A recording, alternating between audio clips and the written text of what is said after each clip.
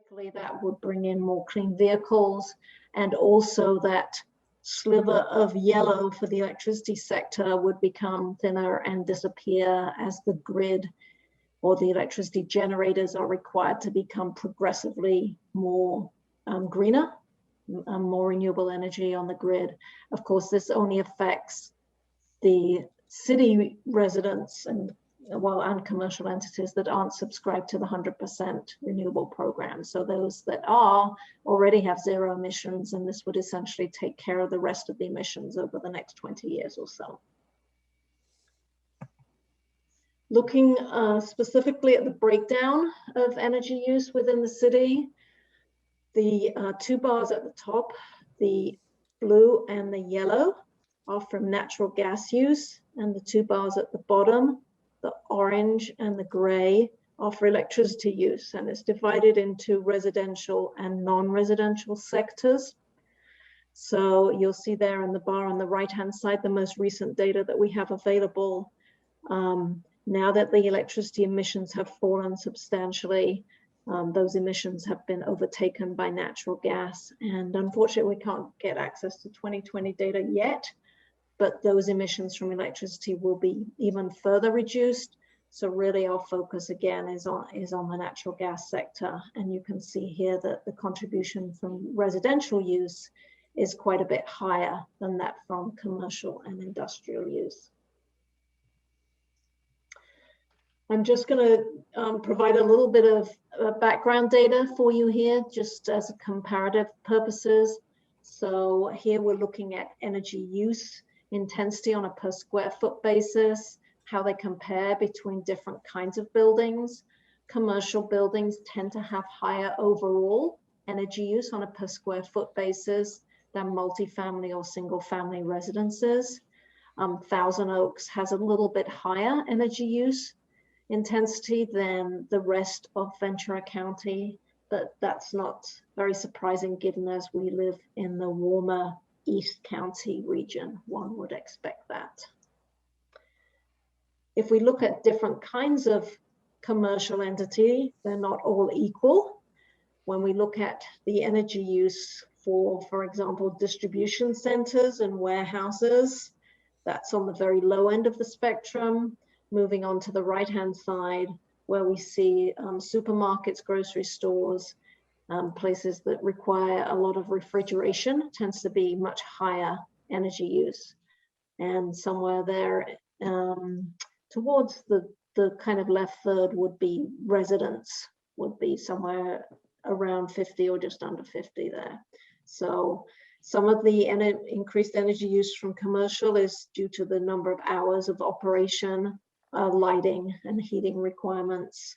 And of course, there's quite a variety there, quite a range of different demands. Okay, I'm just going to show a couple of different maps. We don't have access to energy data on a per building level. Just to let you know, there's privacy laws around the availability and the sharing of utility data. So the city does not have access to individuals' energy data, commercial nor residential. So the data that we have is aggregated across the whole city. That's what we get from the utility companies, from Southern California Edison and Southern California Gas, essentially just provide us gross numbers for the entire city, divided into residential, non-residential categories. However, UCLA has been able to obtain that data on a census tract level, and they have shared that data with us. So that's what we're looking at here, the data on a census tract level. If you're interested in their project, you can go online and Google UCLA Energy Atlas, and they have all kinds of maps for LA County and Ventura County showing energy use on a geographic basis. Anyway, these maps focus specifically on the city, and what we're looking at here is electricity use from different areas of the city. On the left-hand side, the map shows the total energy use on a per parcel basis, averaged, for each tract. And then on the right-hand side, it's the same data, but on a per square foot basis, so a kilowatt hours per square foot. So just a couple of things to note from this is you can see that the North Ranch area is the largest user of electricity by a lot. And even when we look at that area on the right-hand side map, you will also see that not only is it a large user, it's also a significant user on a per square foot basis. So that would be definitely one area that we would want to try to tackle to increase efficiency there. And that might be due to a large number of devices and pool pumps and additional heating and lighting and things like that. But there's obviously room for efficiency improvements there. The other areas that are larger or higher energy users tend to be the larger properties. Again, there's an area here that's the Conejo Oaks area, Sunset Hills area up here. Again, these tend to be larger properties. And when we look at the right-hand map over here, they are also higher on a per square foot basis. So it's clearly not equal across the whole city, and there are areas that certainly need more attention than other areas. When we look at the same thing for gas use, you can see that we're showing the same kind of map here. On the left is the total use, and on the right is on a per square foot basis. Not too much to say there particularly about the map on the right there. Not too much difference across the city, though again, the North Ranch area does stand out as a significant energy user or gas user. So we're going to talk now about some strategies that can be undertaken to reduce the greenhouse gas emissions from energy. And we'll start off by looking at where our energy comes from, the purchased energy. So let me turn this over to Walker. Okay, thank you, Helen. The place that we're starting with this is just the discussion of where the energy is coming from. So this would be sort of the source, and then later we'll talk about some of the end uses. I can see in the chat there's some discussion already about lighting and LEDs. So trying to think about this from both directions. And so looking at the source, the strategy is really to move away from higher carbon intensity fuel sources like coal, which isn't really very prevalent in our electricity generation any longer in California, but natural gas certainly is. So through the community choice aggregation regulation in the state of California, a number of entities, including the Clean Power Alliance, have formed with the express intent of providing carbon-free and/or renewable energy to their customers. And so, as you can see on the slide, there's 32 local governments in Los Angeles and Ventura counties who have signed up for Clean Power Alliance. They are still subject to rate setting requirements from the California Public Utility Commission, and they're not a for-profit entity, but they're not subsidized either. They're funded by the ratepayers. They have to operate like a business. They're effectively a collaborative undertaking, sort of a joint powers, but they're made up of their members, and their board consists of their members. And what they're doing is buying electricity in the marketplace, and then using the Southern California Edison infrastructure to deliver that electricity to the customers or the end users. Then the benefits that are presented for Clean Power Alliance is really about choice and flexibility. So it gives people another option for procuring their energy, rather than only having the choice of whoever the electricity provider is. Again, in Thousand Oaks, it's Edison. Other parts of the state, it's Pacific Gas and Electric or San Diego Gas and Electric. There's an argument for cost stability because they're making sort of long-term purchases for renewables, so there should not be as much price fluctuation. Another option that's out there and sort of benefit is that if they're profitable, they're sort of positioned to be making local investments in things like energy efficiency or demand response. A number of those strategies also can help with resilience. Things like solar plus battery can help if the grid goes down, and either serve as a resilience hub in a neighborhood or enable specific businesses to operate autonomously to the grid. So as Helen mentioned, city joined CPA in 2019, and the default option, and you'll see on the next slide what the choices are, but the default option is the 100% green, which is 100% renewable. So it's not, in this sort of nomenclature world, it's not carbon free, it's better, it's renewable. Other sources of carbon free energy could be large hydro, could be nuclear, but their 100% option is renewable, as are all of their options, which is different than some of the ways that SCE is starting to provide green options. They're looking more at just the carbon and not always at the renewable. And you can see that there's a premium, a small, for being at 100% renewable, being 50% renewable, which is more renewable than the state grid, which now is about 30%, costs the same. And then if you're going to be at 36 renewable, which is more or less emulating the current level of the grid, you're at a slight savings. And then different cities have joined for different reasons. Some are doing it because they're pursuing climate goals, like Thousand Oaks and West Hollywood, Culver City, and then others are just have joined because they're interested in the cost savings. But with 32 cities, it starts to be a critical mass and having some power in the marketplace for purchasing renewable energy, but also investing in generation, which CPA has done. These participation rates show you where things stand, that 75% of the community at this point has decided to stick with the 100% renewable. Some have opted down, and then some have just chosen to not participate, which you can always do. You can opt out and just go back to Southern California Edison being your electricity provider.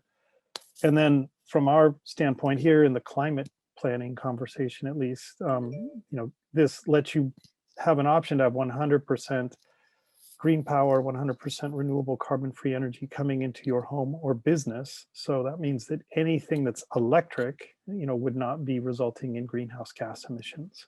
And then later we'll talk about the issues of gas and sort of legacy gas investments and strategies to address those, whether it's electrification or energy efficiency. So next slide. Okay, another poll. So with this poll, we just wanted to ask those of you who are with us tonight, and I just want to thank everybody who's here. I see we have most of our stakeholder members, so thanks for sticking with us through the whole sequence of meetings. It's much appreciated. Just to ask on this poll, sort of where you stand related to Clean Power Alliance. So now there's the poll. Okay, so which option did you choose? And if you opted out, why did you?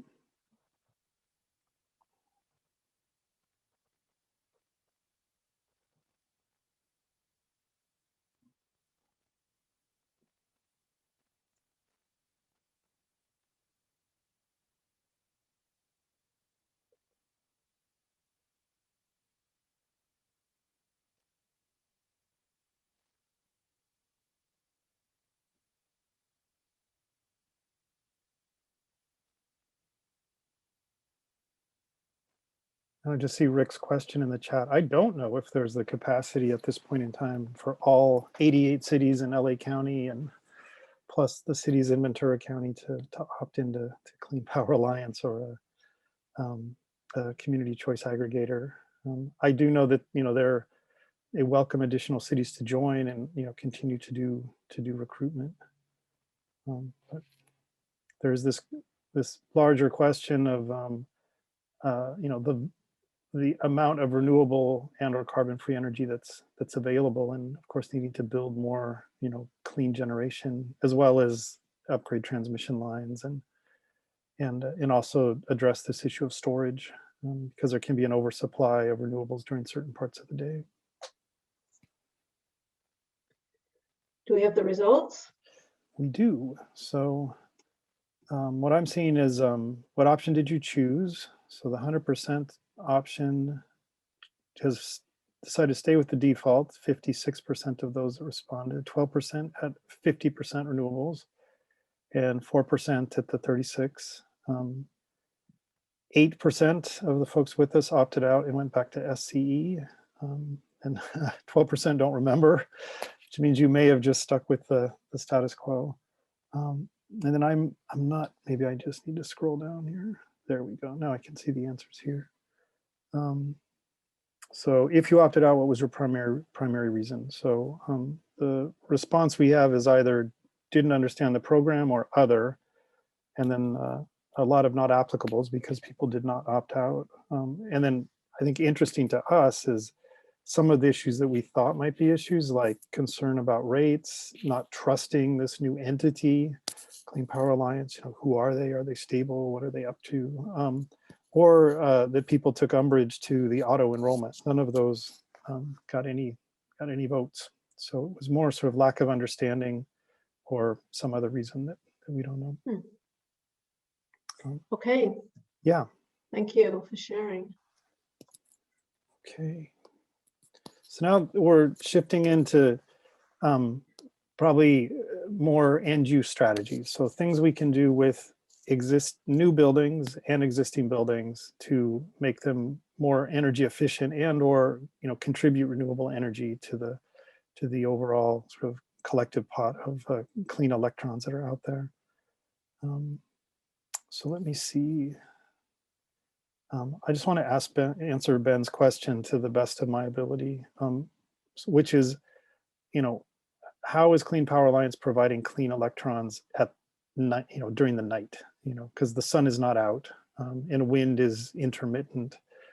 And so I don't know, Ben, if they have invested in some of these other strategies of pump storage hydro, where you pump water uphill during the day when you have extra energy and you let it go downhill at night when you need energy.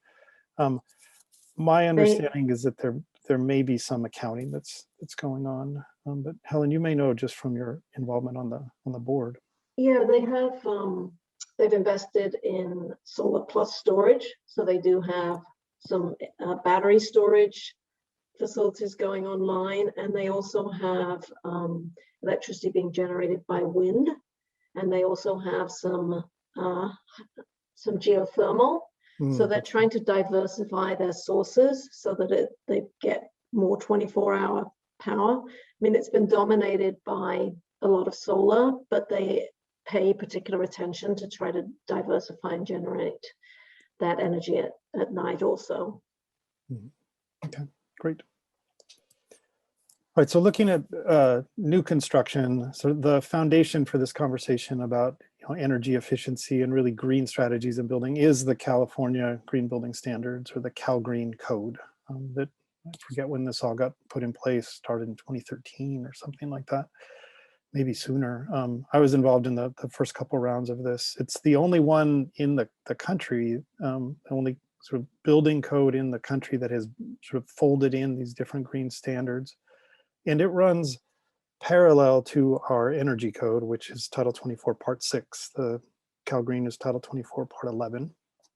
And these guys sort of talk to each other and apply to new construction, as well as additions and alterations to existing buildings. And there's, in the energy code, Part 6, there's sort of either a prescriptive approach, if you change a window, it needs to be this efficient, or if you change your air conditioner, it needs to be that efficient. And then there's a performance pathway that a lot of people go down for new construction, where it kind of rolls up all the different strategies: insulation, windows, heating, cooling, hot water, gives you a combined score, and that has to meet or exceed the state standards. Cal Green sort of parallel, and then there's some tiers of Cal Green that can kind of layer on top of the base energy code and ask for a higher level of performance. So, all cities adopt the Cal Green base code. Some cities consider what Cal Green has established as Tier 1 or Tier 2, which is a step up above or 2 steps above the base building code.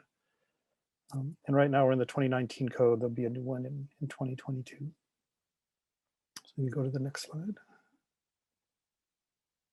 And then another, so that's sort of the Cal Green Part 11 side, and then on the Part 6 side, a good number of cities in each code cycle will decide to explore what's been come to be known as a reach code, in that it reaches beyond the current code standards, to a higher level of performance. And also it's kind of reaching ahead to the next code cycle. So looking at what's likely to be adopted in 2022 or 2025 and making that a local requirement.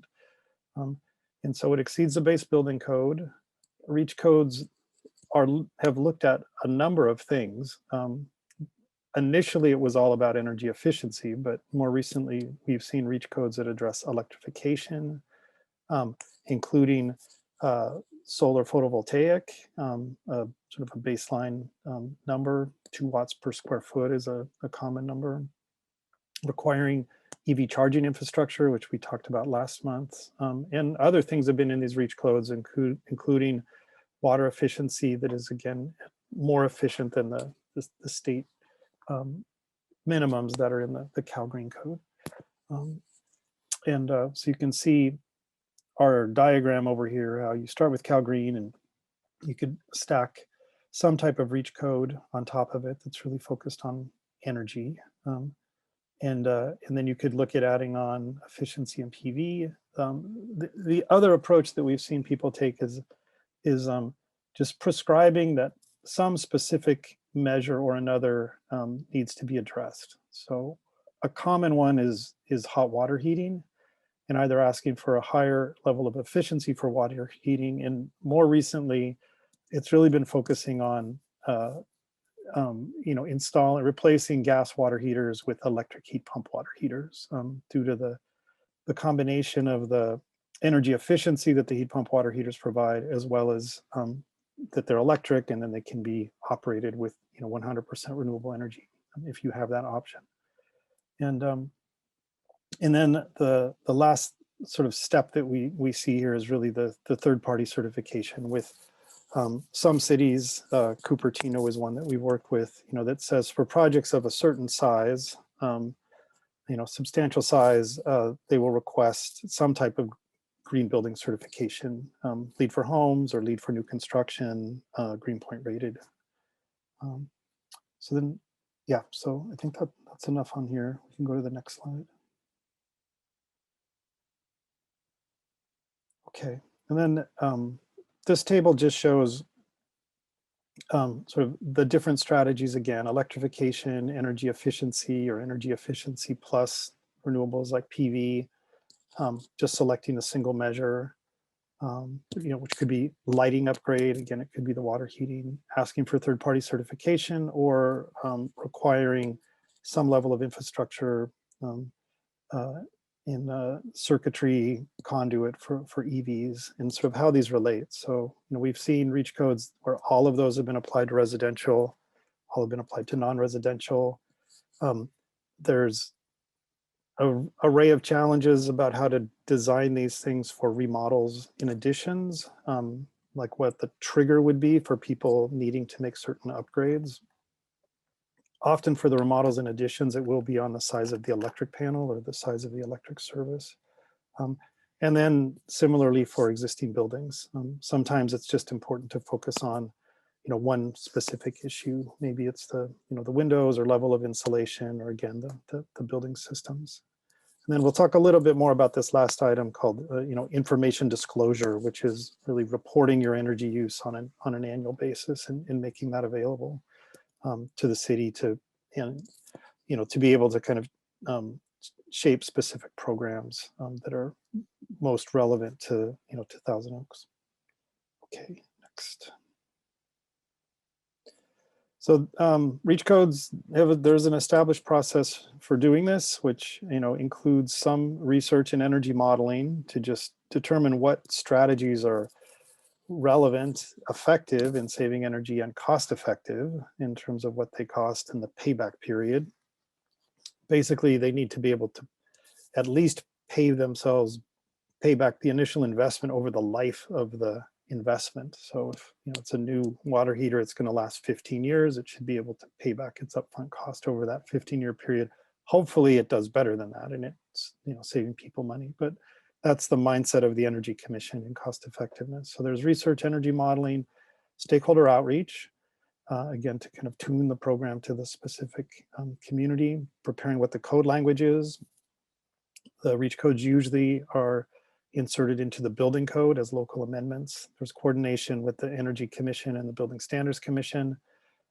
Needs to get adopted by council and then implemented, which you need sign off from the state. And then you also need to give people, enough time to prepare so that they can, adjust their projects. And so there's usually a, 6 to 9 month lag from when it's adopted by council to when it actually goes into effect. So that's how a REACH code gets put together. You can go to the next slide. Okay, and then last couple of years, the talk has all been about electrification and or decarbonization. And so the approach here is to acknowledge that the electric grid in California is becoming increasingly clean. And so the source is getting cleaned up. And again, through Clean Power Alliance, it's cleaned up already. So a lot of these ideas make a heck of a lot of sense right now. But everywhere in the state, they make sense because there's these requirements about being sort of carbon neutral by 2045 statewide, and these interim targets for 2030 and so on and so forth. So the idea is if the source is getting cleaner, then we need to be designing buildings that are able to use that clean energy. And so this is the push for electrification. And the different approaches have been taken. One of them is to just say it needs to be electric in all new construction. This has been done through an amendment to the building code in the cities that you can see here, that long list. Been a lot of activity in Santa Clara County through their community choice aggregator, Silicon Valley Clean Energy. But this requires that there's no gas appliances, no gas plumbing, no gas run to the building. So that's one approach. And then the other approach that's been taken is electric preferred. And it basically says you can do mixed fuel, gas and electric, but if you do put in gas as well, we will require you to have a higher level of energy performance. So we will ask you to, for example, exceed the energy code in efficiency by 10 or 15% if you're including gas for cooking, dryer, heating, hot water heating. So it's a way to not prevent gas, but to acknowledge that there's a greenhouse gas emissions component to gas that needs to be offset by increased efficiency. So the choice is there, but it's kind of discouraged to do the mixed fuel building. Could go to the next slide. And then here's the approach that's taken in Palo Alto. And this diagram that you see on the right just shows, basically what's going on with these projects. The main shift that's really happening with the building systems is related to hot water heating and cooking and maybe clothes drying. So many of us have gas hot water heaters. The heat pump hot water heaters are a replacement for that. Many of us have gas ranges. The alternate is really the induction cooktop, and rather than the historic, electric resistant stove. So that's the choice there. Many of us have electric heating and cooling through the heat pump or these sort of wall-mounted sort of mini air conditioning heating units. And then you can see some of the other things that are on here, which are common already. Good amount of insulation, good quality windows, strategies to reduce electricity use, with ceiling fans. Increasing amount of sort of smart technology in buildings. But the main shift is really around the water heating and the cooking, and then arguably about the dryer, which there are also sort of heat pump based electric dryers.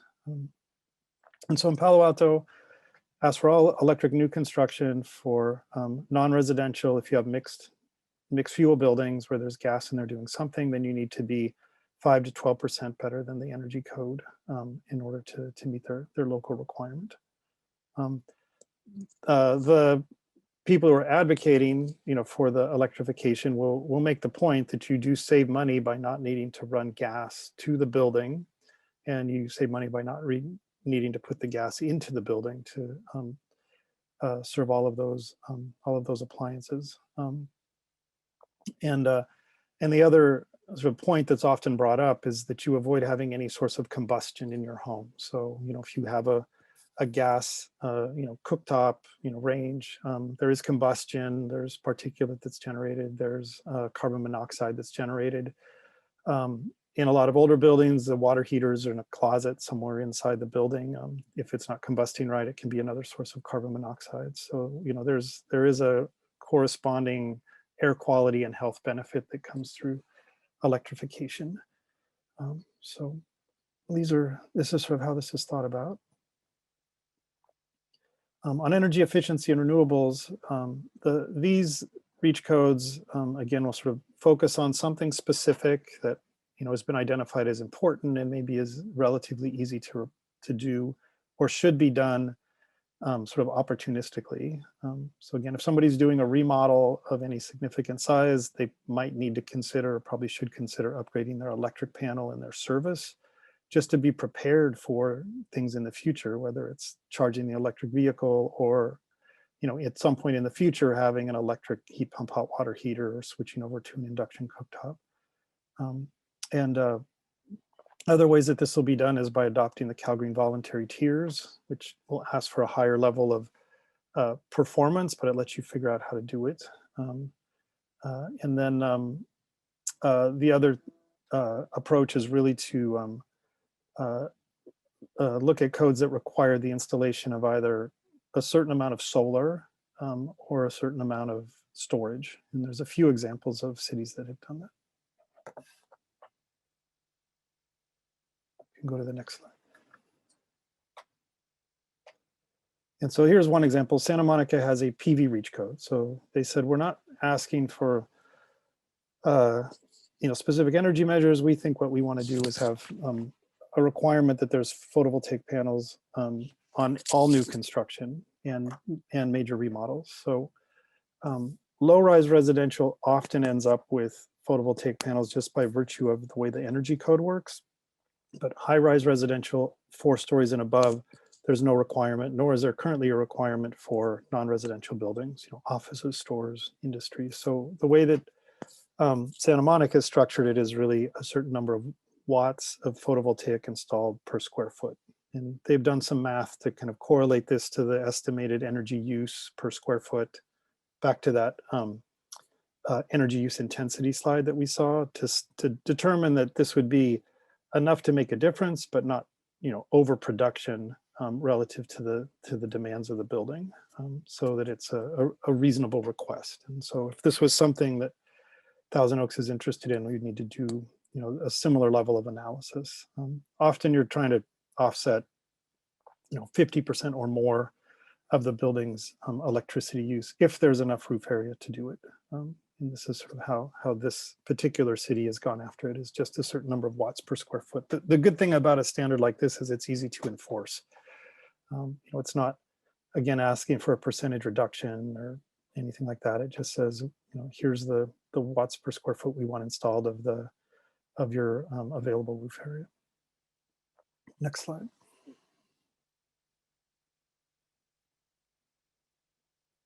And then we've talked about some of these single measures quite a bit.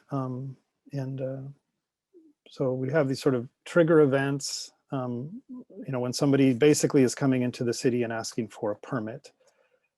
We have to decide at what threshold it's reasonable to ask people to do certain things in addition to what they were planning on. So somebody's coming in to remodel their kitchen, if it's of a significant size or evaluation, then you could say, well, then these are a few other things we want you to do in the process of that investment in your property. So you see some things in here: attic insulation, weatherization, potentially, but a measure that was brought up that may apply to Thousand Oaks is, the sort of the pool heating or pool pumps, which can actually be a significant source of natural gas use for heating and electric use to pump the water. And so a solar thermal system can offset the gas use or electricity if it's an electric pool heater. And then there's just better pumps that can turn on at different speeds depending on how much water needs to be pumped, and they use less energy in the process of doing it. So if we were to pursue this, we would have to look at the list of measures and say, what's a fit and what makes sense, what's cost effective, what's actually applicable. Next slide. And here's this example that we just talked about. This would be basically saying, starting in, 2021, this would go into effect. Maybe what you're trying to do is to say, well, if you're doing a remodel of a certain size, you need to bring your existing building and existing pool up to the standards that apply to anybody doing a new pool, starting in July of this year, and basically be creating a trigger event and a requirement that would accelerate replacement.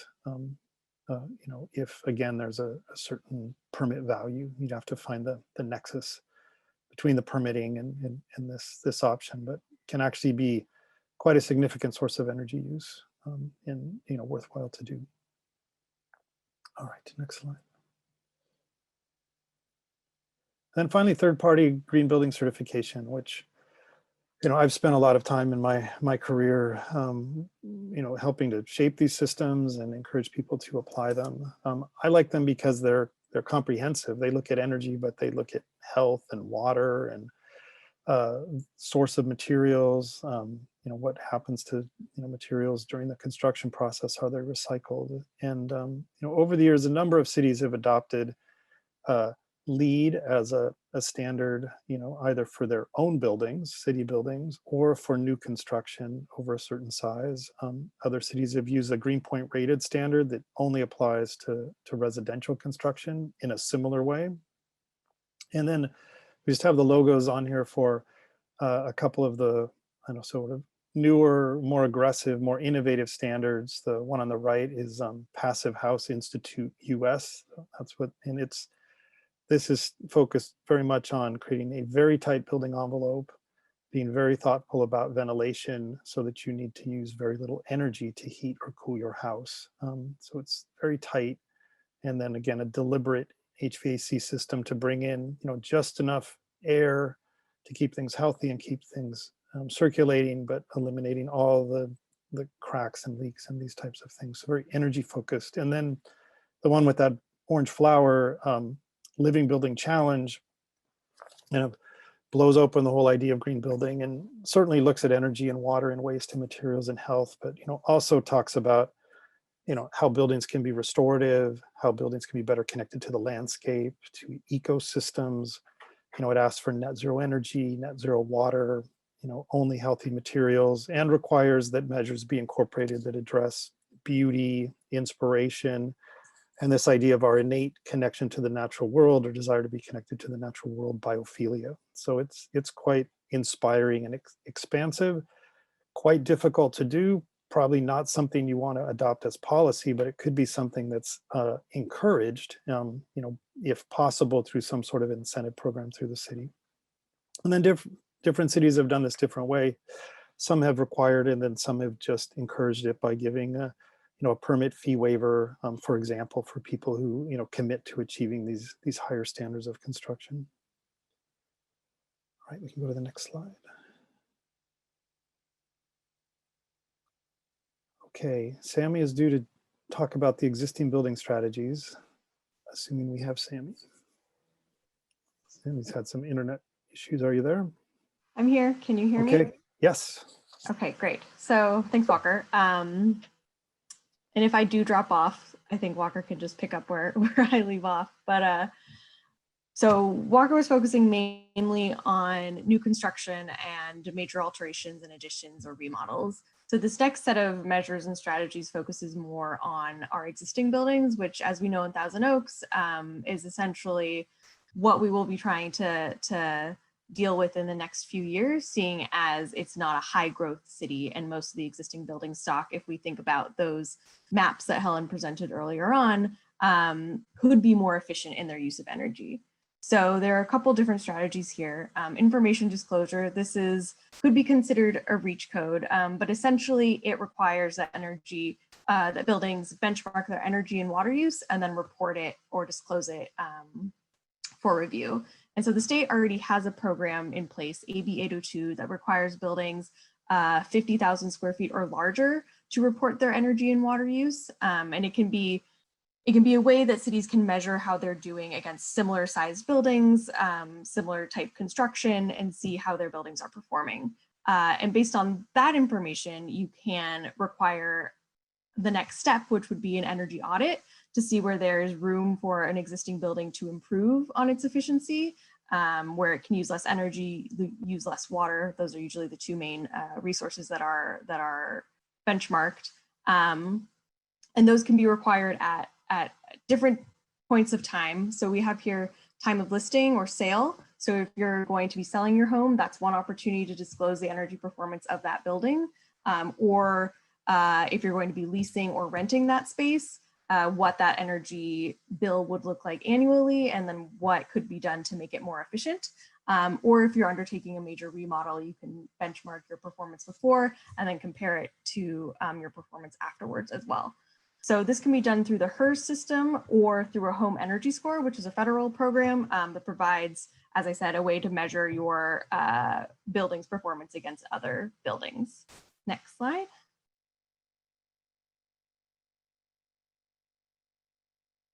Are we on? Great. So then the next step would be, even if we take this as kind of a process, you've done an energy home audit or home energy audit, and they've identified areas where you could install efficiency upgrades or retrofit your property in order to make it more efficient. So some of these measures could be installing higher efficiency retrofits. So you can see kind of on the grid here at the bottom that we have different energy management tools. So even a programmable thermostat to reduce the energy use of your HVAC, your current HVAC system. You could take that a step further and change out your HVAC system to something that is more efficient in its operation.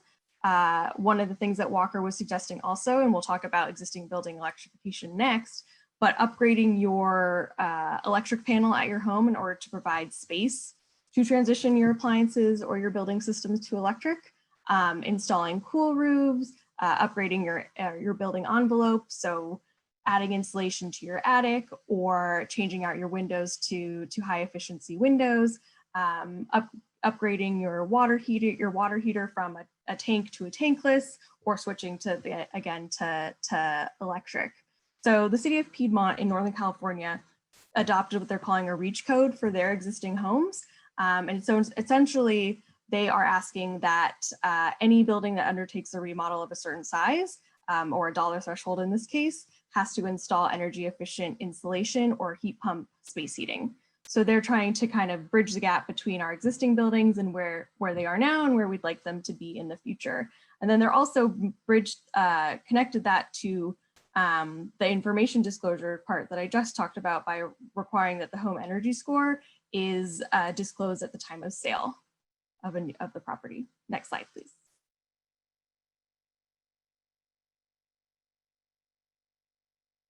So the big emerging practice that we're seeing, not only on the new construction side, but on the existing building side as well, is the idea of electrification and decarbonization of the building stock.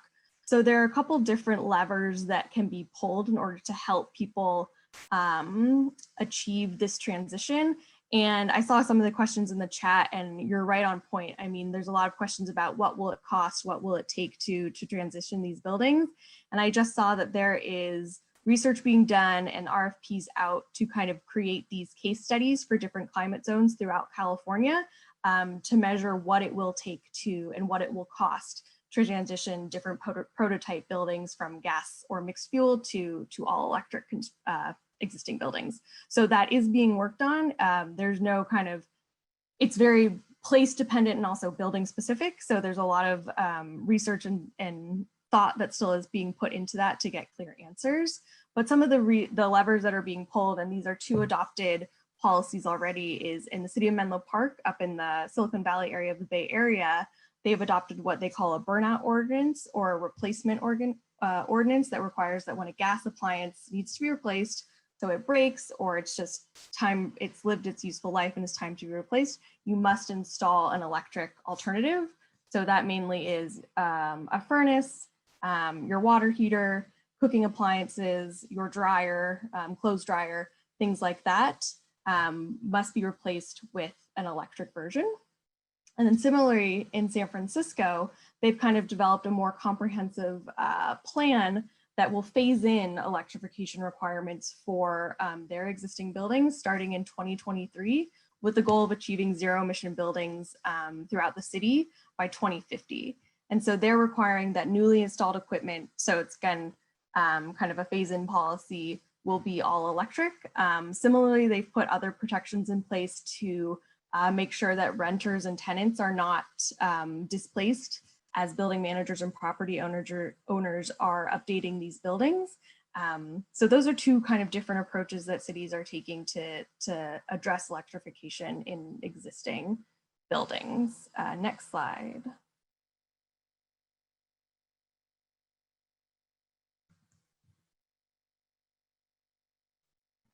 You should be seeing a summary slide here. Yeah, got it now. So we can go through this all together, and then I think we'll launch a poll here in a second. But this kind of shows a breakdown of the different approaches that we can take in terms of new construction and remodels, and then also in existing buildings.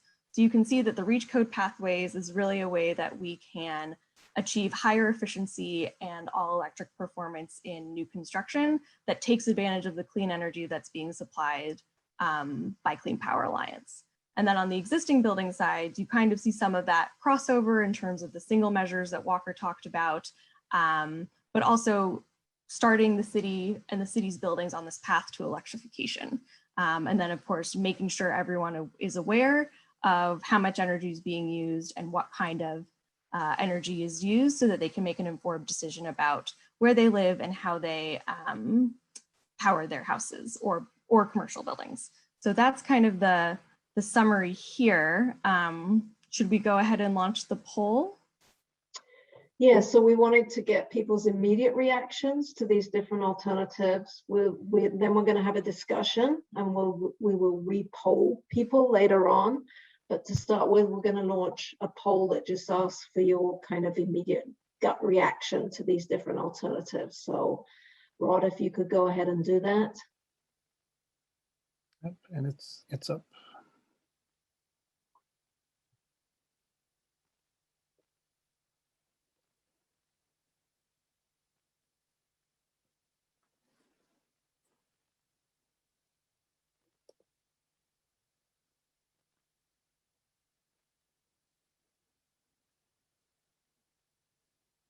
You may have to turn off the screen share. Can you not see the poll? Yeah, I can. Sort of on top of the slides. I don't know. Let me stop this and see if it makes a difference.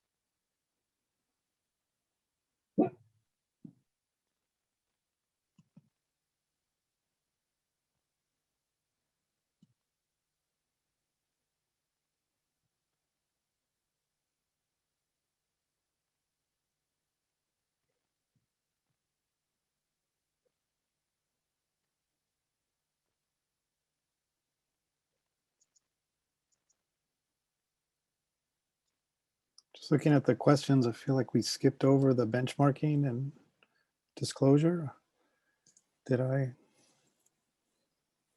We lost that slide. I didn't space out on that, did I? I think we got it. It's on the poll. I don't know if, I know I touched on it just a little bit.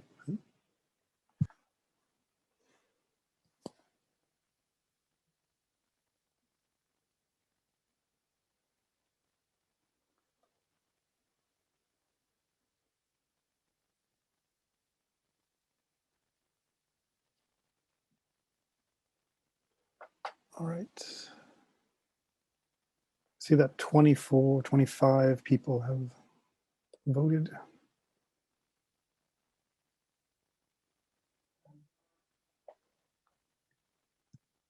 Ah, thank you. I was reading the chat.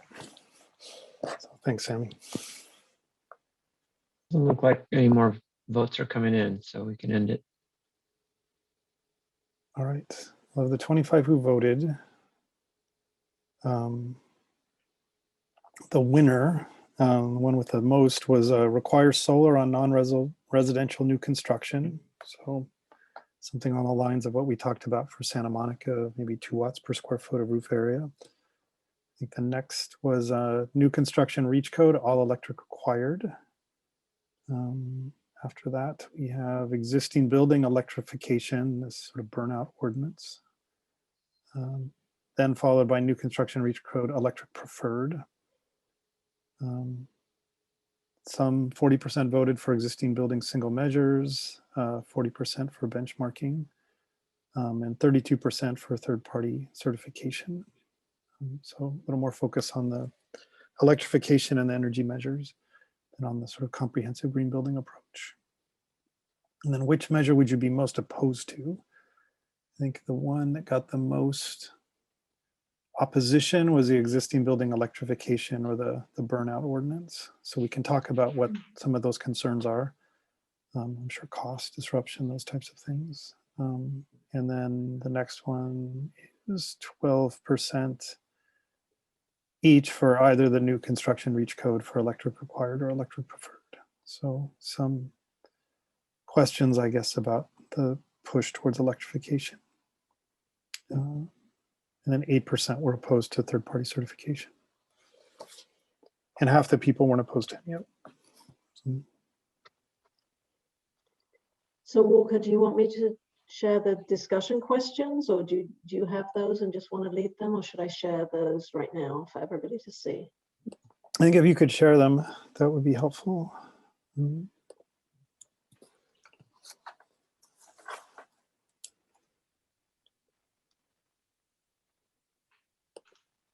Okay. Okay. Trying to think if there's a way for me to just be able to see them, and we can not have to share screen in a minute. Let me get organized a little bit here. You can have it over here to the side. Okay, so these are the things we'd hope to talk about. This idea that Thousand Oaks has the ability to get clean energy. So sort of the source problem arguably addressed. And so the question is, what should we be doing at the end use side of the equations? And one of the tools the city has is this reach code. And so we'd wanted to talk about, if there is a reach code, which many cities are doing, what should be included? Should it be electric preferred? Should it be electric required? We also talked about just targeting single issues or looking at solar or these types of things. We also are acknowledging that there are many more existing buildings in your city than there will be new buildings likely in the next 10, 15, 20, 25 years. So only looking at new construction is a little bit of a folly. And so therefore there needs to be some way to capture existing buildings appropriately when there's upgrades or remodels, or to incentivize sort of early adoption of electrification and energy efficiency. So there's some questions about how this should be done. And I'll go back to that and touch on it. And then is there anything else that's particularly relevant? So we talked about pool equipment, we've talked about photovoltaic. But just to go back to the existing buildings, we heard this burnout ordinance, which basically is when your thing breaks, you have to put in an electric one. But the Menlo Park, at least, isn't asking people to do some accelerated replacement. It just says when it's, again, when it burns out. Another approach that's been taken for other sort of building related issues, not necessarily energy, has been by a date certain. So like I remember that I needed to put on an electric, gas shutoff valve, on my gas meter by, I don't know, January 1st, who knows when it was, 2000 or something, 2002, by virtue of some state law. I was informed by the building department, I had 9 months or a year to do it, had to provide some evidence that it happened. So this is another approach, is to say, well, we require you to, change out your gas water heater for an electric water heater by 2025. And you give people certainty, you give them a specific date. And then ideally, you encourage the early adopters to kind of, set the social norm. So you may say, well, the first 500 people who come in and do this, we waive their permit fee for, the electrical changes that may need to happen. So this is a way you can have a date certain with some sort of incentive. And then we have this question about remodels. And so when people are coming in for remodels of a certain, valuation, what might be, required of them when they do that. So I hope that we can spend some time talking about existing buildings as well as new construction. So I think with that, I can see the questions on my PowerPoint well enough to go back to them. So I think let's open it up so we can see everybody.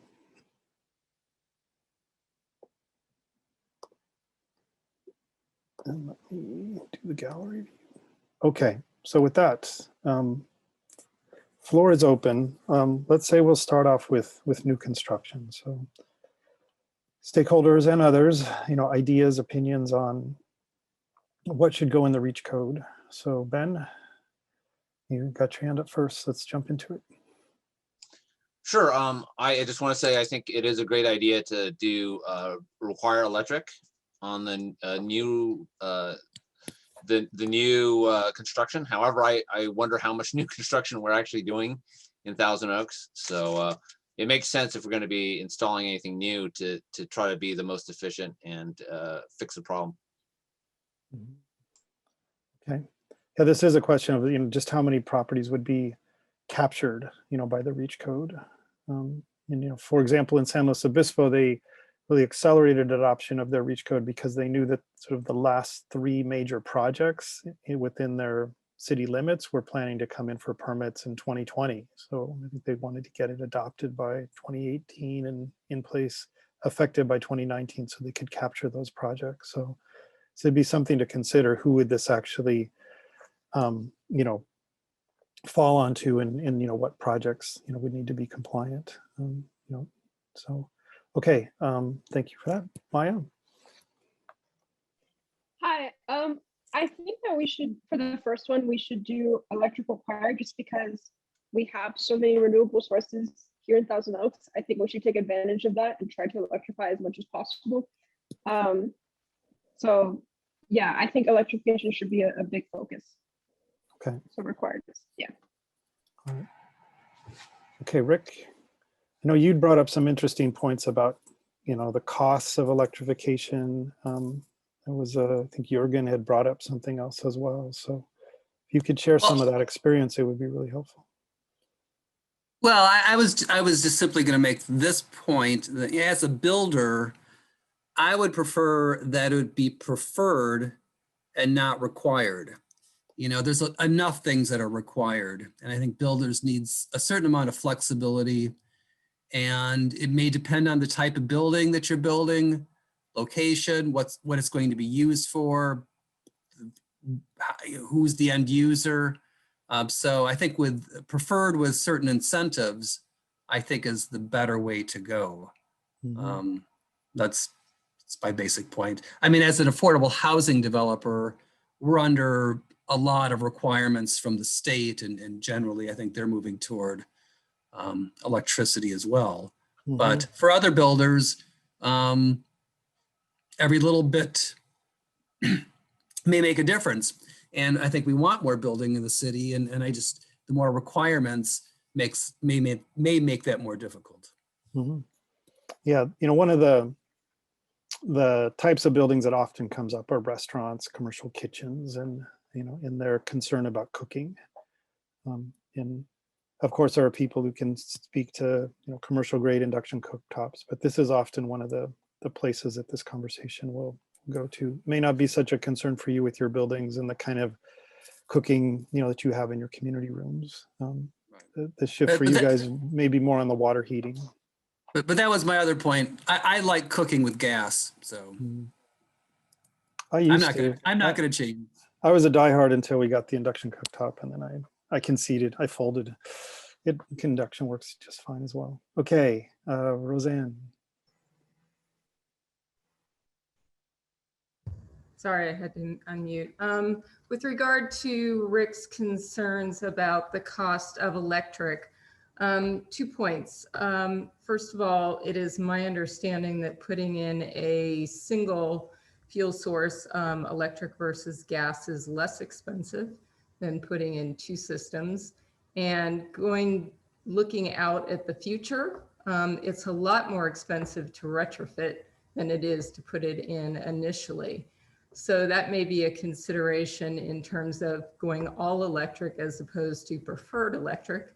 And because the city of Thousand Oaks does need more affordable housing, and we would like to see that incentivized, maybe we require all electric for buildings that are not all affordable, and then give a break to complexes that include all affordable units, so that we have more flexibility for those buildings that are exclusively all affordable. Mm-hmm. It's a good idea that has come up in other places, is to say that affordable housing in, maybe some other types, have flexibility, or, don't, either are excluded or, are not penalized somehow. Roseanne brought up another point, which is, you can also say, well, you can do gas, but you still need to put in the electric, conduit and wiring so that it's easy to do the future replacement, which basically means you need a, 220 outlet behind your gas range, and same thing, that amount of power, which I believe is necessary for the heat pump hot water heaters. So at least the infrastructure is there, so it's easy to swap it out. And that the electric panel is sized correctly, and that there's this dedicated circuit for these, future appliances. So that's to kind of put in the infrastructure. But Rick, did you talk about the rates going up for your residents as well? Oh, yeah. I mean, that was the other point. A lot of our residents have been very surprised at the high electricity rates, electricity bills they've been receiving. Mm-hmm. I'm not sure that they understood that they could opt out of this system, or that they were even in the system. They just didn't understand why all of a sudden their bills were going up. What for us may not seem a lot, but when you're on a very low fixed income, it is a lot. It's a high percentage of their income. Mm-hmm. So again, I believe we kind of looked into it. I think they can opt out now. They can still opt out, but it was a definite surprise for them. Mm-hmm. And this is even at the care rate that they're signed up for, hopefully. Yeah, yeah.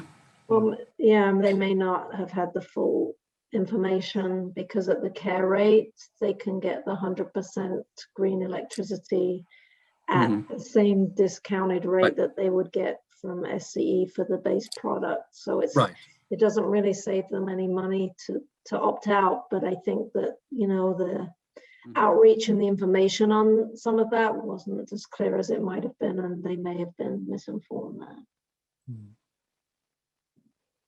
Okay. Joni, I see you have your hand up. Thanks, Walker. Yeah, you talked about a couple things that caught my ear. One was the idea of a date certain for replacement of certain items, and I would tread very lightly on that. I think it would have to be crafted really carefully so that you're not obsoleting unobsolete equipment. You're going to create a lot of waste and get rid of perfectly well working equipment just to replace it. So the timelines would have to be long. It just sounds a little bit risky. On the burnout ordinance or permit requirement, as a person who's about to embark on a kitchen remodel in 2 weeks, and someone who spends an inordinate amount of time in my kitchen, I really struggled with this decision. But you said a word that really resonated with me, and that's incentive, which I saw dollar signs. And if someone was going to pay me maybe $1,000 to go, because I know induction, I've heard, I mean, I had my neighbors just trying like heck to convince me I needed to go with induction. And I have to confess, I ended up with gas. But I think if someone was going to throw me a couple $1,000s, that might have helped. So I apologize. I've put money before the environment by those comments, but I really struggled with that. It was very hard for me. Yeah. No, understood. And, I think like typically these incentives for energy things don't come from the city. But, it could come from Clean Power Alliance. There may be something from Edison. I don't know. But you may have explored all of this already. And then, my advice is to, while you're doing your kitchen, make sure you put in the electricity behind your gas stove, so that if you decide to change it out to, electric at some point in the future, it's already there. So at least you have the infrastructure, and it's, the cost of running a wire and having a circuit breaker in your panel. But I don't know if anyone is aware of any rebates. Like I hear of the rebates a lot, and I think Ben had mentioned it for the water heater, but I don't know of the rebates for the cooktops. Okay, I don't know who's first, Shannon or Kyle, but we'll go with Shannon. Hello. Yes, actually, Kat just wrote this in the chat, so it's repeating kind of what she already wrote. But I think that personally, I'm for everything being electric, but I just know even some of my family that lives in the community, I think that they would have a hard time getting rid of gas, or friends that would have a hard time getting rid of gas and the cost involved. I think that no matter what is decided or what happens, the more like workshops and things at the various community centers, like the senior center and things like that, anything like workshops that could give people more education, and then any incentives, because I think that's going to be what's going to really help change people's opinion, or just help them understand the options that they have. Yeah. So you need some motivator, and if it's not regulatory, it needs to be incentives. And then eventually it can be peer pressure. You may be the only one with a gas stove left, and you're embarrassed to have your friends come over because they'd be like, oh my God. Yeah, I commented in the chat earlier. I live in a home that was built in 1961 here in Thousand Oaks. And it was, I think the original development was somehow partnered with GE. And all of the homes are 100% electric. But slowly over the last 60 years, people have started to add gas range. Our home is almost entirely electric, and I love it. But I understand that it isn't necessarily the norm now. So. Yeah, well, when this sort of move to electric started happening, I'm like, are we going back to the 70s? Because that was this move, the all electric home. And this was also with nuclear energy was going to be too cheap to meter and all of this idea. But then it felt like we'd sort of evolved away from that, and we had this mixed fuel and efficient gas technology. So it took me a while to get my head around the fact that we're cleaning up the grid, so then it makes sense again to be all electric. And that there have been innovations in water heating. So it's not the old electric resistance water heater, it's a heat pump hot water heater. It's not the old electric stove with those spirally things. It's the induction cooktop. And so you're like, oh, it's a new moment. And so the electrification, really does start to make sense. Yeah. Okay, Kyle. Yeah, I think kind of piggybacking on Joni's comment, the poll showed that most people in this room were motivated by the environment for making changes. And I would put good money on the community is probably more motivated by the financial incentives. And I think that, as we're looking at this outreach and, getting the community's support by initiatives like, reach codes that say we need to electrify everything, or have burnout, type ordinances, which can be a lot to swallow, I think sometimes. I think prioritizing how it's going to benefit us will, like from an incentive perspective, will help a lot. The example I can think of is I'm one of the probably few people that leases solar panels. which I had no idea was an option. And when I looked it up, I really thought it was too good to be true. And it has actually cut my electric bill in half because of generating so much more. And I didn't have to spend, 30 grand to put solar panels on my thing. And the other thing I can think of is the Clean Power Alliance has a promotion thing where like every quarter I get like a $25 gift card, which I can just put on a Visa card. And so I'm getting $100 a year back in addition to the savings that I already have from the electric. So all that adds to financial incentive, which is quite frankly the reason I did both of those things. And I'd be willing to bet there's a lot more people who will be motivated by that piece of it, what Joni said, the dollar signs. Because while all of us are kind of those early adopters, I don't know that that's like the critical mass for people embracing all of this down the road. Yeah, no, I agree. Now, how are you leasing them? Is there a big solar installation outside of Bakersfield that you own a piece of, or? No, it's through Tesla. And I know there's other companies that do the same thing. I know people have issues with Tesla sometimes too, but other companies are doing it as well. So they're on your roof of your home? Yeah. But it's a lease instead of a purchase. Yeah. So I pay Tesla monthly, and there's like a small, medium, large package. I think mine is $65. I generate and it's the smallest one. I generate on a good sunny day like today, it's like 22 kilowatt hours, but I only use 9. So that nets out every year to what I think, if I've done my math right, is going to be somewhere between a $300 and $400 check, which amortizes out to, that $65 a month fee that I'm paying drops it. And when I was on SCE before the Clean Power Alliance, I was paying like $80 a month, sometimes $90 a month in electric bills. And now it's going to be down to like 40 when I, amortize out that check. So, okay. So like you're paying Tesla $800 a month, a year, but they give you 400. So you're only paying $400 a year for your electricity, which is like $40. Some version of that, yeah. Yeah. Okay, I got it. Interesting. All right, Roseanne, you're up. So I wanted to piggyback on Shannon's comment about the need for education and workshops. I think that we also need to educate the public about the health implications of particularly cooking with natural gas. My daughter has always loved to run because it makes her feel free. And she has been a runner since she was in middle school. She was the elected twice captain of the cross-country team for the girls varsity team at Westlake High School. And she had dreams of leading her team to the state championships. She was not graced with the runner's body, so she worked harder than all of her teammates who were. And what ultimately stood in the way of her achieving her goals was the fact that she developed asthma. And we were not aware of her condition until she collapsed at a race.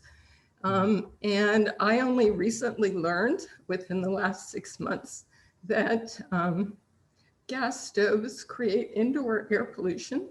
You noted particulates and nitrogen oxides and carbon monoxide, carbon monoxide and benzene and other pollutants that tend to be that would not be allowed at the level outside at the levels that occur in our homes. And I think that if more parents knew about the risks to their children, particularly of cooking with gas, they might reconsider. Recent evidence shows that 42% of kids who grow up in houses with natural gas stoves develop asthma symptoms. So I think that education component is really important. I always cooked with gas. Every single place I ever moved into, I replaced my electric stove, which was existing, with gas stove, because that's what my mom cooked on and that's what I learned to cook on. And that's what I love to cook with. But had I known, I would have never used a gas stove. Thanks. Okay, well, thank you.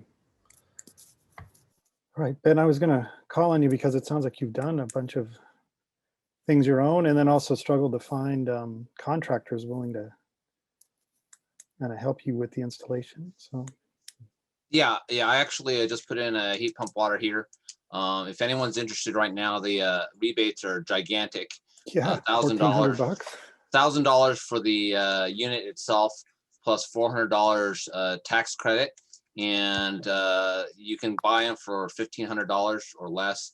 You've got to pay for installation, and that's actually the main cost. But for me, we had a water heater that was supposed to last for 15 years. It's 20 some years, and I was going, oh, when's it going to break? So it made perfect sense.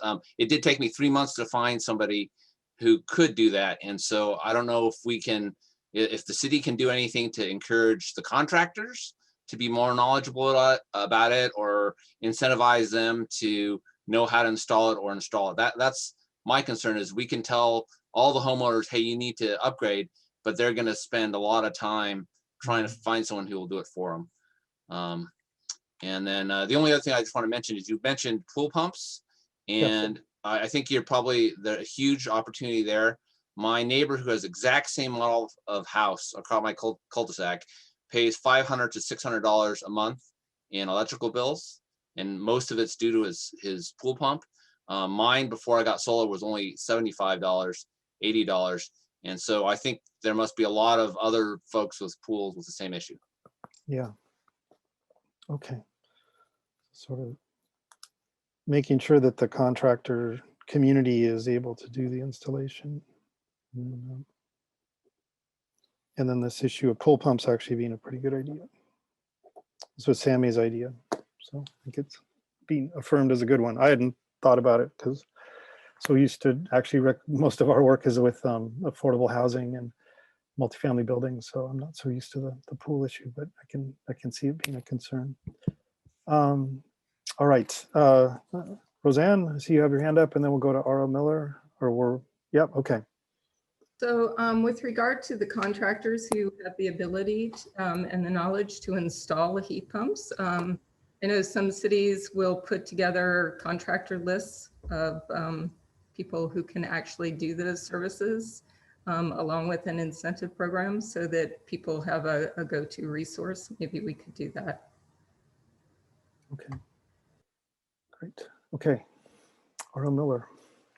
I apologize. I was double booked earlier today, and I'm not sure if we've already discussed gas versus electric dryers, but I realized we have not. So yeah, at the very, very start of the electrify everything movement, I had to replace my dryer, my washing machine and dryer, and I realized almost immediately that the stereotype about you should get natural gas because it's better for the environment only makes sense if the electric version is coal. And so natural gas dryers don't make sense when your electricity is largely produced by solar. And unlike cooking, you really don't have a personal kind of reason for wanting to have your clothes dried by natural gas as opposed to electricity. Who cares as long as it gets dry, you know? And then the electric dryers are generally about $20 less in the store. So one thing that the city could easily do is simply address address electric dryers versus natural gas dryers. That's to me is just the low hanging fruit. The gas cooktops are harder. I say this as somebody who has a gas cooktop of my own. Yeah. Okay, good point. And you know what I think we've learned is that whereas the cooktop is induction, it's a newer thing, and the water heaters are heat pumps, and that's a newer thing. There are heat pump dryers, but there are also just conventional electric resistance dryers that are electric that, you know, that also work just fine. So they may not have you know, the price associated with them, and they're not as exotic. So it's just a different choice. And then you also don't have to run the gas pipe, you know, into your laundry area, and you don't have that concern about combustion and how it's being vented. So another sort of simple upgrade. Okay, Ben, back to you. Then I'm going to make sure we're talking about our questions. I feel like we're getting to it's good. It's kind of a roundabout conversation, but I think we're touching both on new construction and existing buildings. So, Ben. And Walker, I can add something really quick also to bring Yeah. back to maybe the reach code topic. Yeah. Is that kind of the largest natural gas users in homes and buildings aren't the cooking, aren't the clothes drying, it's the building system. So your water heating and your space heating. So if a lot of reach codes are, if they're not going all electric, they're going with electric for space heating and water heating, and then allowing cooking essentially up to the homeowner or the building developer, whoever is constructing the house or building. So those are kind of the main drivers of natural gas use in houses are those big systems. Maybe we don't necessarily need to focus so much on the cooktops, except for, of course, the health benefits that not combusting fossil fuels in your home would give you, but maybe focus more on the building system side and see if that would be an option that the community would be willing to support instead. Yeah, we can ask, we'll hear from Ben, and then I'll ask about sort of if people have gas furnaces or not. So, but Ben, go ahead.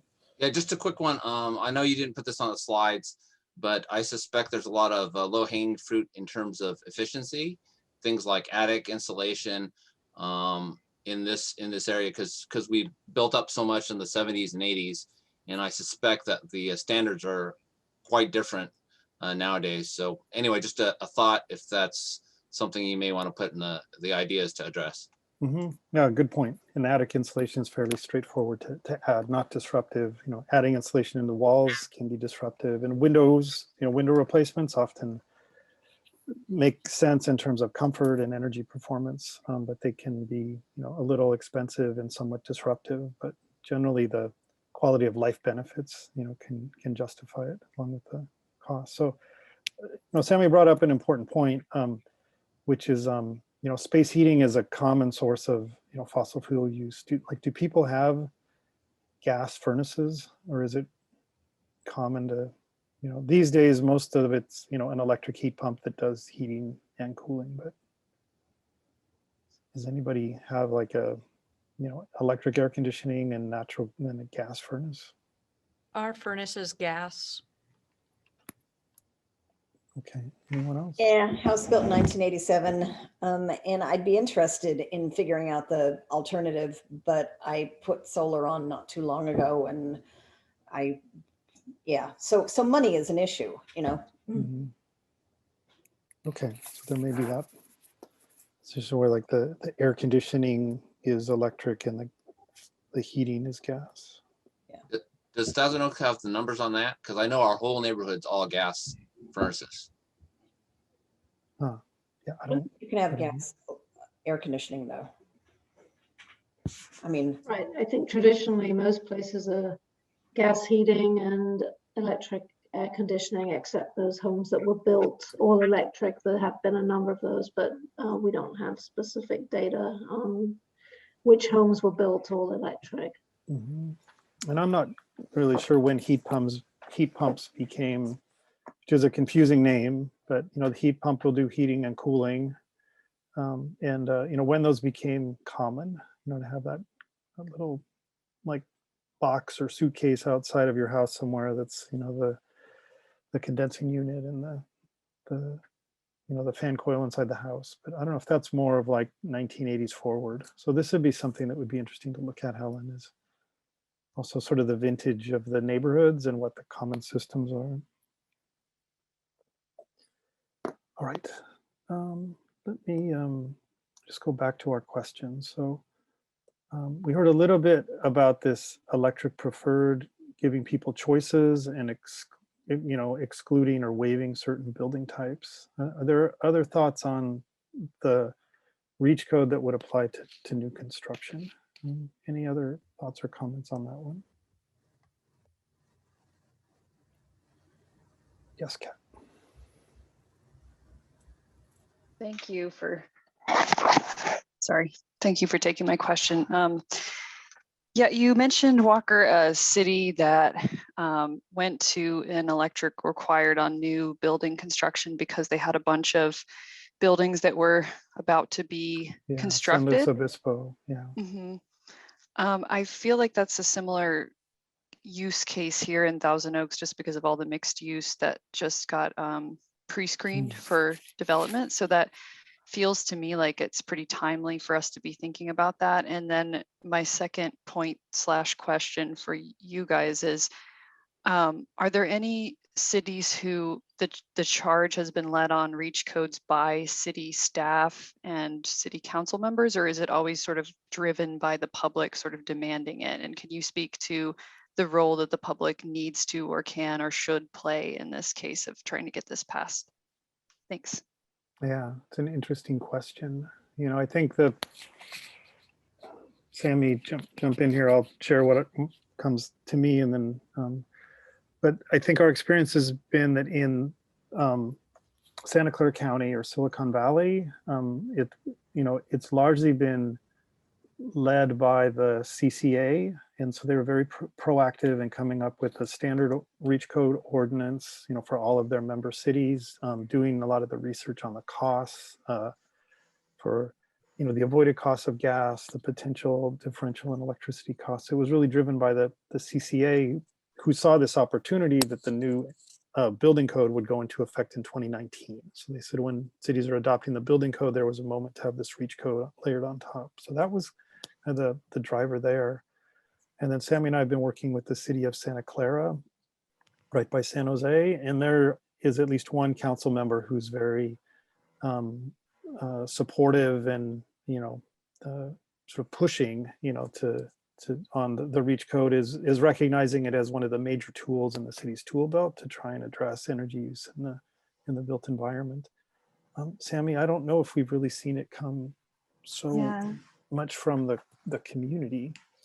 I think we've seen it come from city staff or city leadership in terms of they've set ambitious climate targets, and they know that this is the most powerful tools they have in order to reach those targets.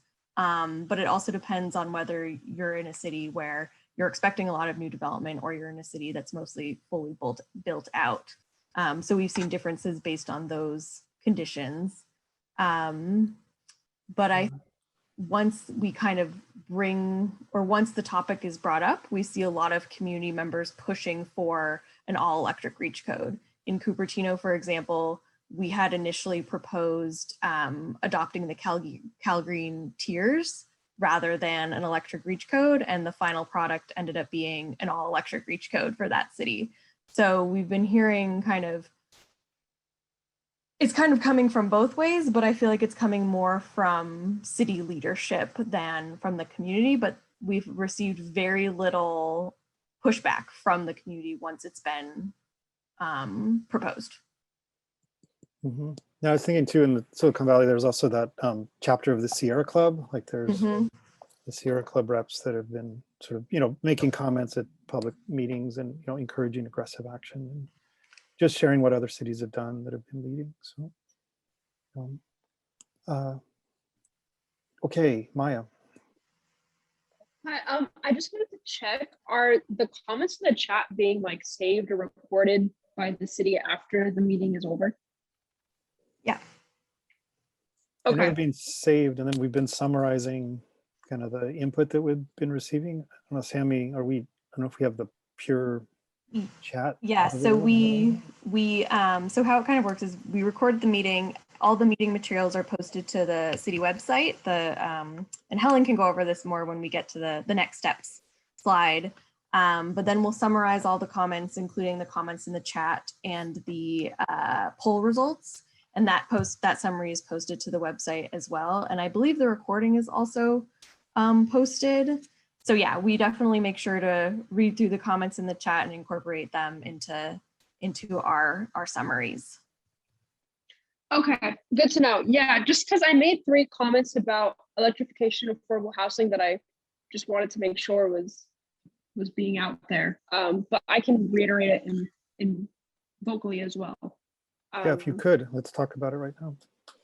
Yeah, so I think that having affordable housing on electric could be really great because, there are a lot of health implications and detrimental health implications for gas appliances, and, our affordable housing populations are already marginalized and already a lot of health disparities with that. So, the push to electrification for affordable housing could really result in better health outcomes for these marginalized populations in Thousand Oaks. At the same time, I wouldn't want to raise prices on affordable housing in our city. That would be, that would make them less accessible. So I'm just wondering if I'm not too well versed in policy, but if there's some kind of subsidy or incentive that can be done specifically for affordable housing so that, we can get to more electrified facilities, but not too much at the expense of the residents. I'm hearing that there's a lot of there's going to be a lot of new affordable housing in the future. So I feel like this would be an important aspect to have understood if these are going to be the bulk of the new construction in our city in the coming years. Understanding electrification around that is important.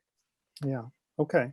I mean, what's interesting, and what I've seen over the years, and Rick, you can tell me if I'm off the mark here, but most affordable housing developments have electric cooking just out of cost savings because it costs money to run the gas pipe to every single unit. So they've had, electric heating and cooling and electric cooking. So the real shift for them is on the water heating.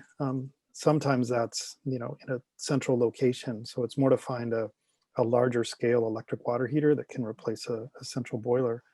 So I think a lot of the health concerns may have been addressed just out of the avoided cost from the gas.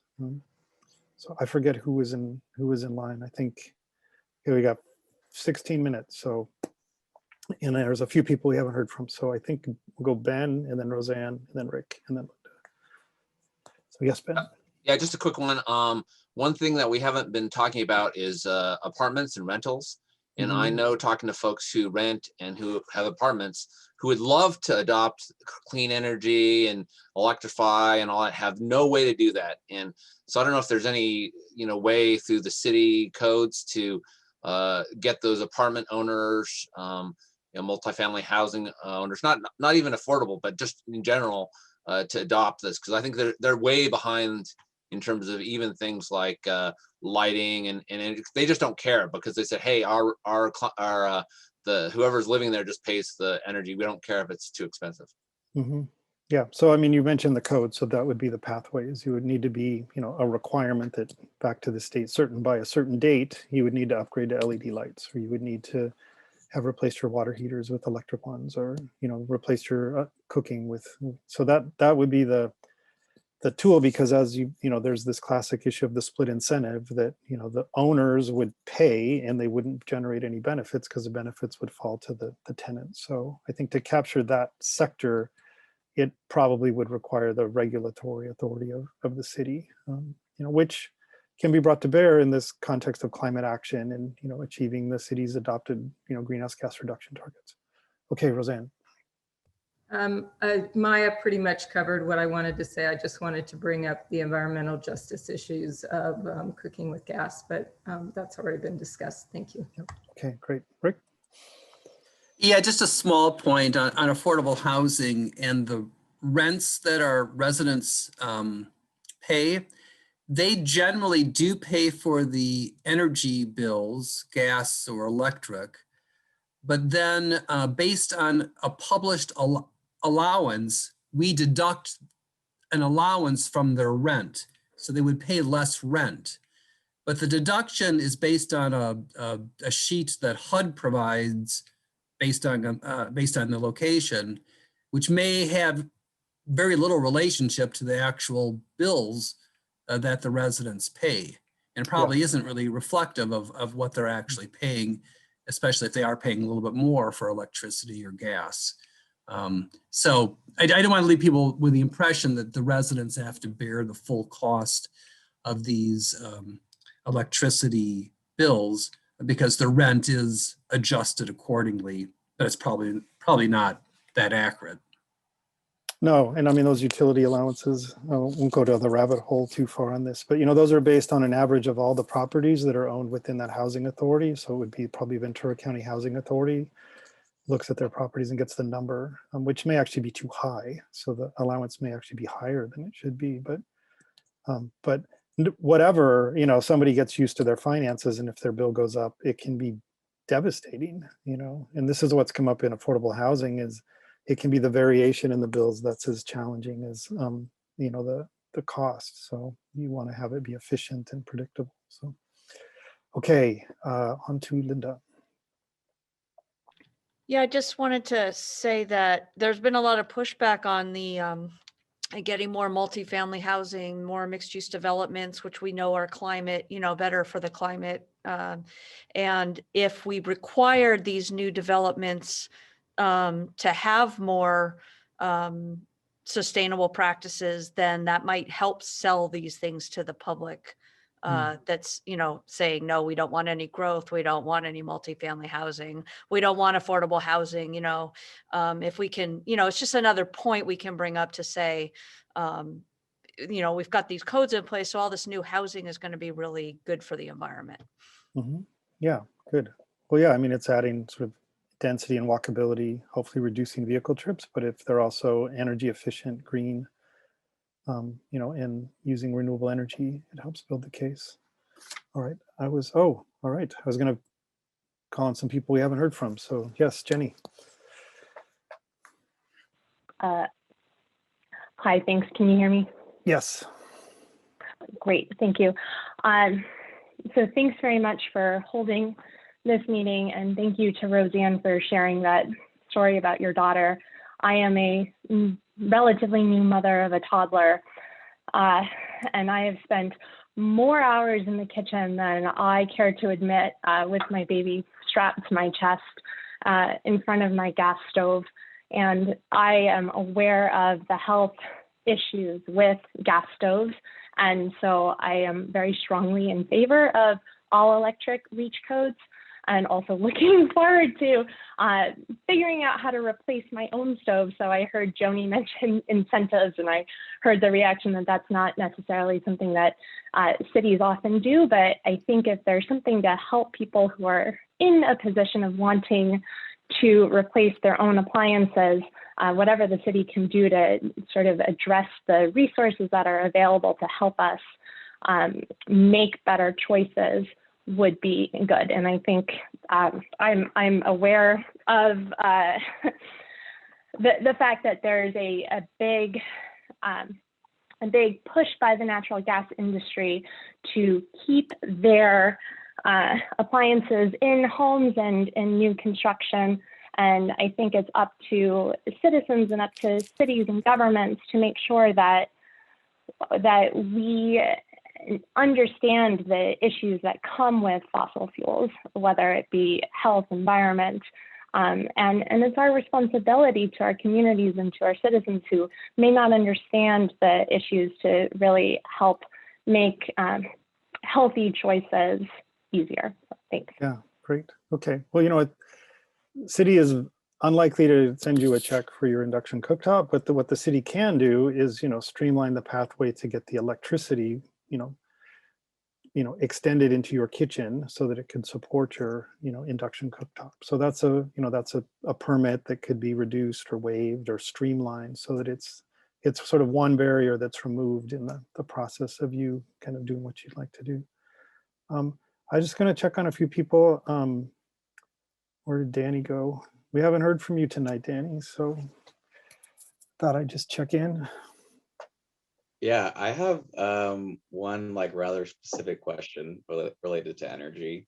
But I was wondering if the city right now, or perhaps the state, had any code prohibiting green roofs or like roofs that are planted, because those, you know, provide incredible energy savings additionally, like, you know, support pollinators and things like that. So I was wondering if there were any restrictions on that, and if not, if the city could encourage residents and developers to install green roofs. So I don't know. Clive is into the green roofs. See a thumbs up. I don't know if there's any restriction. I saw there was a note, it may have been yours, about green roofs and fire concerns. So often they do need to have sprinklers up there so that the plants stay alive, but also they don't catch on fire. But I don't know if there's any restriction. So the benefit, just real quickly, you know, it's like adding a big chunk of insulation on top of your house. And then it can capture stormwater and absorb it and allow it to, not end up in the storm drain system and in the creek and in the ocean. So there's a number of benefits. We don't have the building official tonight, but I don't know, Helen or anyone else, if there's any reason why you couldn't do one. The drawback to green roofs is simply that we live in a climate that gets no water 8 to 10 months out of the year. And so you end up needing to put a lot of water onto the roof. I don't know if they're permitted or not here, but they're generally not seen as practical west of the Mississippi or west of the Rockies, certainly because of the lack of year-round consistent rainfall. You end up spending quite a lot of money on putting quite a lot of water up on your roof. I don't think that there's any outlaw of green roofs. I just think that permitting is probably more challenging because of the weight. So green roofs tend to be heavy, and also drainage requirements. I mean, green roofs have to be flat-ish.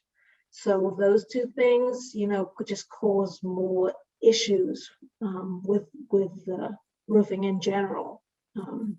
But as long as those requirements were met for the drainage and the weight, I don't see any reason that they would be prohibited. Okay. But yeah, that would be a question for the building department.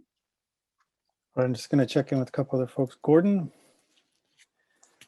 Yeah, I really appreciate everything I've heard, and I think we really have to go all electric as soon as we can in this city, and I especially like the idea of the burnout provision there, so that because I know that I have a gas heater because I have an older house, and I don't want to replace it with another gas one, but it'd be nice if I had to, then there'd be no question about it. In order to, when it burns out, I get a new one. And I think that could be done with a lot of different appliances. Yeah, okay, great, thanks. Rick, how about you? Anything to share or add? Well, I've been busy on chat, but I agree with most everybody else. And although I think the electrification preferred is probably the more palatable way to go for most people. And just another thought, my electricity goes out, I don't know, probably 3-4 times a year. My gas has never gone out. So I think that's part of the mix.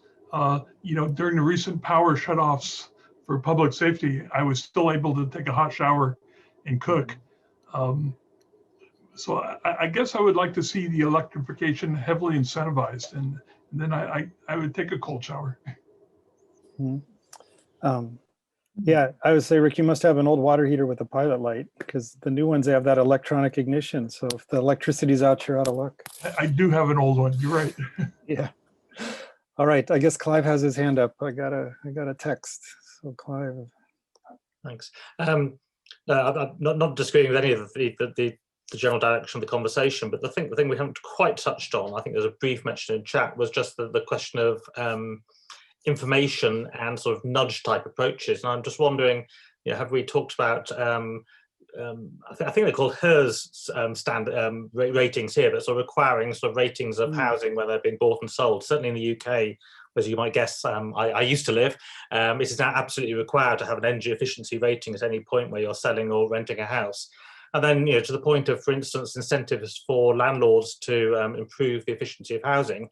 Well, if you can start seeing that one house is more efficient than the other, that then can start mixing into the market signals for the rent, and actually there starts becoming an incentive to do something, because all else being equal, a tenant is going to go for the cheaper, the more efficient house. So I just wonder what else we could do, as well as the sort of more directive approaches in terms of sending those sorts of information signals that just encourage people down the right path. Right. Okay. So as well. Yeah. So the should we mandate HERS ratings? Yes. Well, you could. So this would be a way to look at what Sammy talked about on the sort of the benchmarking or the energy disclosure that you would require people to submit to the city at some frequency every year, every other year, a HERS rating of their home. or that they report their energy use into a platform like, Energy Star Portfolio Manager. So that's one way to or do the it. point of a transaction. And yes, and so just which is another moment when you have leverage. Typically the real estate industry immediately shows up in deep opposition to these things because they don't want things to slow down transactions. So many of these ideas of retrofit upon sale or just energy disclosure upon sale can be challenging to get approved. But it's a really good idea, and there may be another way to look at doing it without sort of upsetting all of the real estate agents. But this is a way to increase just the knowledge of electricity in the community. All right, Roseanne, I see you have your hand up, but I want to ask Wilson first, just because I don't think we've heard from Wilson yet tonight. Hi guys. Yeah, I just have a question regarding kind of the strategy for getting to our goals, carbon goals. I mean, I think there's got to be kind of some sort of simulation we could do to, for example, all electric or electric preferred, which would give us a feel for how fast we can get to where we want to go.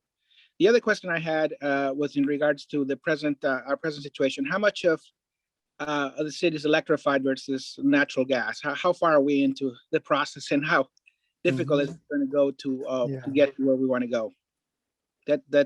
Those are my questions and comments. Yeah.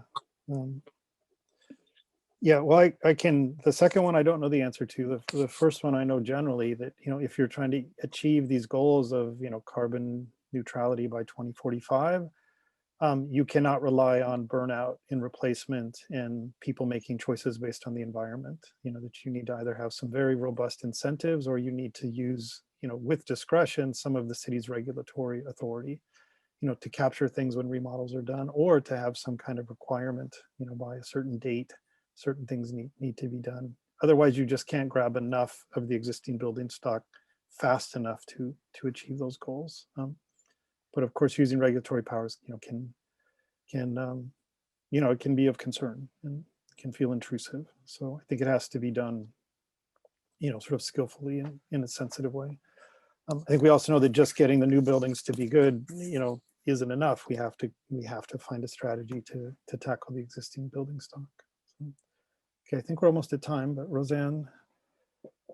I just wanted to go back to the issue of preferred versus required electric. Looking out for the long term, you have to keep in mind that natural gas is 84% more potent as a greenhouse gas, warming gas than other forms. Carbon dioxide. Yeah, carbon dioxide. And that what I think would be a more foresightful approach than a preferred electricity standard would be some sort of incentives for microgrids throughout the community, particularly community resilience hubs, schools, community centers, fire stations, hospitals, services that are essential, especially during emergencies, to avoid those blackout situations and build some resilience. Thank you.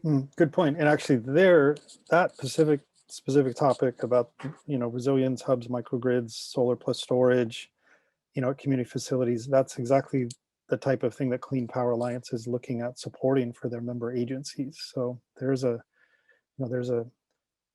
awareness of that being something that their member agencies are looking at. So that's a place where your sort of local customizable program benefit of CPA may actually be brought to bear. So, okay, we're at time, at least per my calendar. So Helen, next steps? Yes, we should wrap up. The question about how many homes in the city are all electric. I can tell you that there are 47,500 electric residential hookups in the city and about 45,200 gas. So there's only a couple of thousand difference between the number of electric and the number of gas hookups. So that would suggest to me that most homes have both, but I don't have the exact data on how many homes are actually all electric. Anyway, yes, as far as next steps, so that's just take a look at where we are. I think we did a pretty nice job of addressing these different discussion questions. We will be writing up our findings or the comments that we received and publishing those on our climate action page. So we do have the final poll, Helen. Okay. Yeah. We will publish the chat results and the notes, the summary notes on our climate action page, but we are going to re-ask the question that we asked a few minutes ago before the discussion and see if anybody has changed their mind about what strategies we should focus on. So maybe Spencer is launching that poll, but if you take a minute to readdress that question.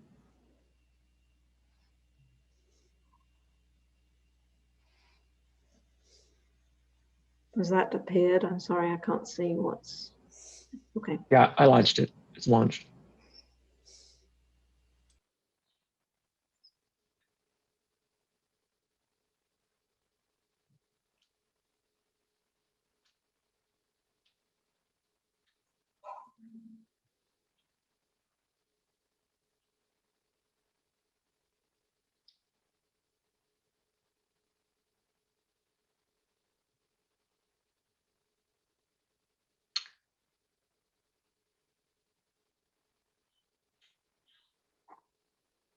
About 20 out of 30 have responded so far.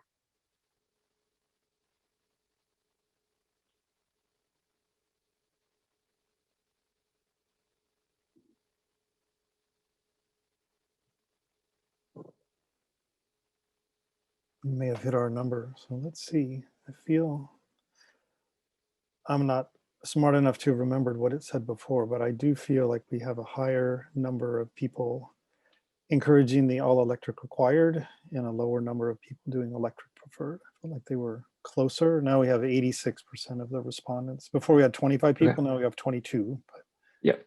Yeah, so quite a few. I'll end the polling now. Okay. And so yeah, the new construction electric reach code, all electric required, 86%. 82% on existing building electrification, burnout, 77% on the required solar, which we didn't talk about so much, but the required the solar on the non-residential new construction, kind of getting ahead of the future code. And